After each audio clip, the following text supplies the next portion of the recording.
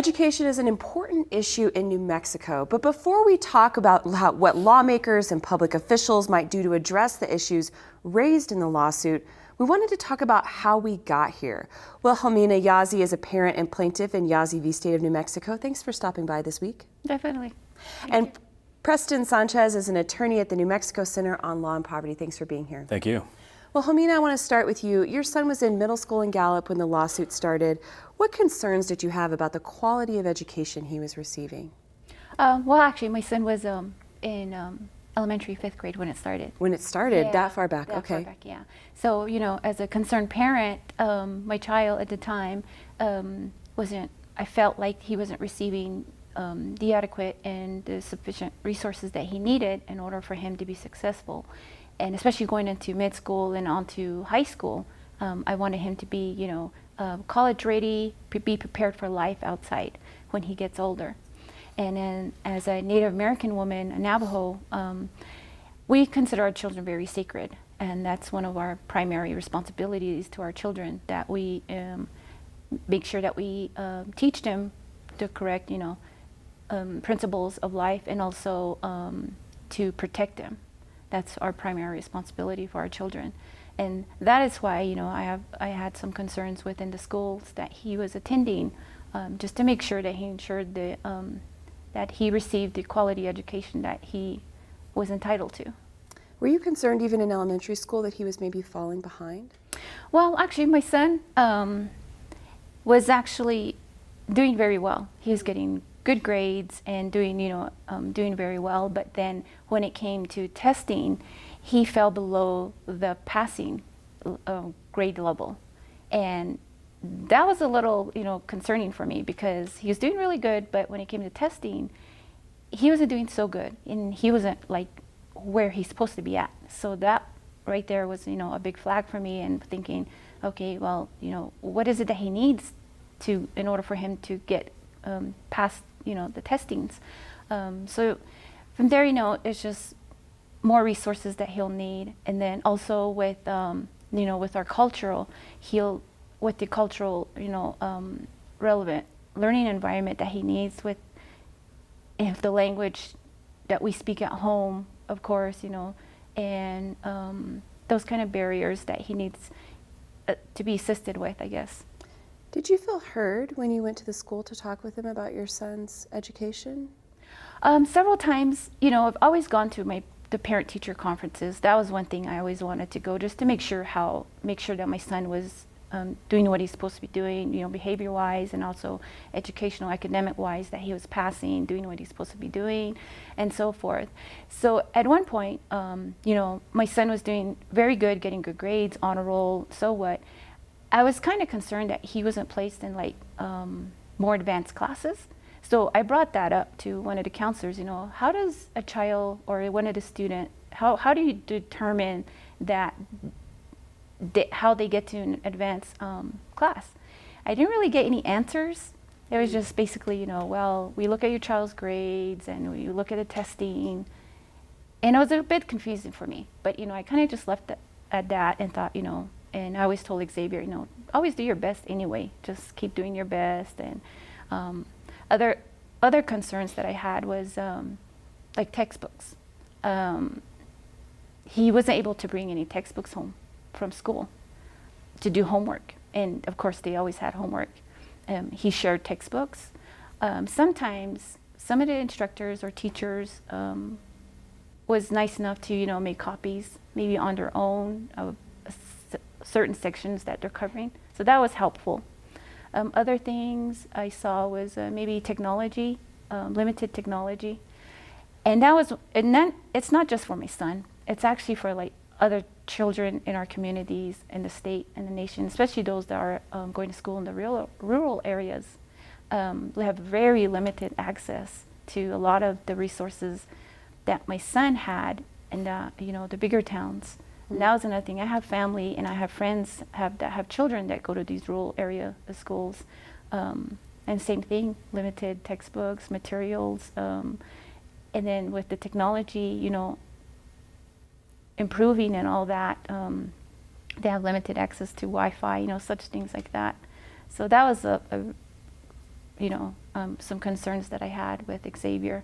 And most importantly was just basically making sure that he's prepared when he gets, after high school, that he hopefully graduates, because, with the testing, with him going below the grade level, it's a bit concerning, and I want him to pass, and I want him to graduate. I want him to get, to college. And my son has dreams, he has big dreams. He wants to go to a big college. He wants a career. He wants to do this and that, and, and I think, within our culture, education's a very important thing. So that's pretty much. Yeah. Yeah. What made you decide to make that leap into being part of this lawsuit? So those are the concerns that I had for Yeah. my child, and of course every other child in the state, in our community, and especially with us within the Native American. Another thing that pushed me was my mom was an educator for 30 plus years. She was a teacher, and education was one of the most important thing in our family. And she always pushed us, me and my siblings, pushed us to go to school, get your education. And during my school years, we were very limited. I experienced that, and I know how that is. And so education is one of the most important. Another thing is, with our culture and our history, one of our great warriors, Chief Manley told back then, had told, that did a quote, I don't know if it's precisely right, but, said, my grandchildren, go out and climb the ladder of education, go succeed so you can come back and help our people, help our nation. And that was one thing, was set in our family, was that education was very important. So that's why I became, a plaintiff in this suit, just primarily the reason that my son deserved the quality education that he needs in order to succeed. In order to reach those dreams that he has for Yes, himself. yes. Absolutely. Preston, this lawsuit is actually 2 combined lawsuits that the judge ruled on. It includes Native American students, also economically disadvantaged students, English language learners, students with disabilities. That seems very broad. What does that mean in putting up a lawsuit like that? Was that a challenge, an additional challenge to have it include so many students? Well, so the take that we have is, our position in this case is that all students have the potential to learn. All students have the potential to learn and is just as great in terms of their potential as other states, as other nations. And so the thing that's happening here in New Mexico, though, is that they're starved of resources. They're starved of educational opportunities to succeed academically, as Wilhelmina has described. And so putting together this case meant that we had to sort of think about the needs of all students. And the students students have different needs. English language learner students have needs when it comes to English language acquisition programs. Economically disadvantaged students tend to have needs around socio-emotional, career counseling kind of needs. And then American Indian students as well share a history of discrimination by education systems that has to be addressed through the education system today. And so we sought to sort of capture all of those needs, as well as just the general needs of public school districts in New Mexico. Wilhelmina mentioned a lack of textbooks. I mean, it sounds like there's part of this lawsuit is just the actual materials of the state needing to provide more funding for textbooks, for technology, for computers, things like that. Correct. And what about culture in the classroom? There was, I think that's important. We've talked about that here on New Mexico in Focus. This need to better incorporate culture in the classroom for students. How does the lawsuit speak to that? Good question. So the case, the court in its opinion has stated specifically for American Indian students that compliance with the New Mexico Indian Education Act is a constitutional requirement. A violation of the New Mexico Indian Education Act is a violation of the Constitutional Adequacy Clause. That's huge. That's huge for New Mexico students. That's huge for Native American students. Because if you look at the law itself, it requires it requires a culturally relevant and culturally responsive education, specifically for the districts that serve high populations of American Indian students. And so that's one element of this case is compliance with that law. But the court has also addressed in its opinion the Hispanic Education Act, the Bilingual Multicultural Education Act. These are all laws that provide goals for students in terms of what they should be achieving academically as well as what they should be achieving culturally. And these are all now a part of this equation. And so we seek to ensure that these laws are being complied with. That's the very big picture. In the classroom, does that mean language classes? Does that mean some outreach to parents? I've heard of schools hiring, native people to work directly with parents and families and make sure they feel included in the education process. What does it look like? Yeah, so generally that's all true. Yes, it requires all of those things. When you get into the more nitty-gritty details, it's going to require a lot of collaboration with tribes. The 22 tribal nations in New Mexico have a voice, and that voice has to be heard. And we want to ensure that the state of New Mexico is working with the public education department.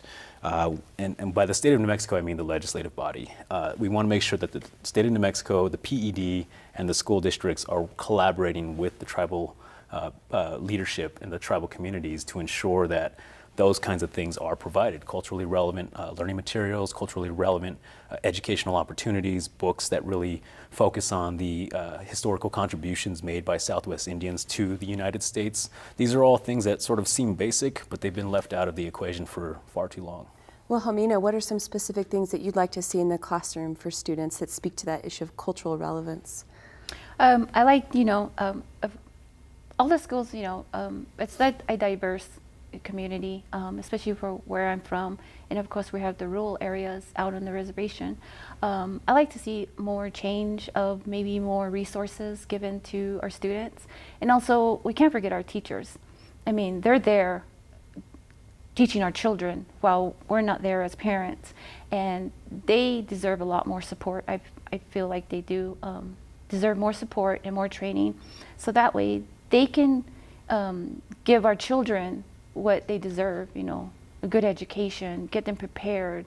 That's one thing, that my son has dreams and wants to be this, wants to do that, wants to go to a big college, and I'm thinking here like, okay, well, I hope I'm preparing him as a parent view, but I like him to be prepared academically as well, knowing that he's able to succeed, where he can have faith in himself, and strive to do best, to do the best. So what I like to see is like, just more resources given to our public schools, to our children, to our educators, our teachers.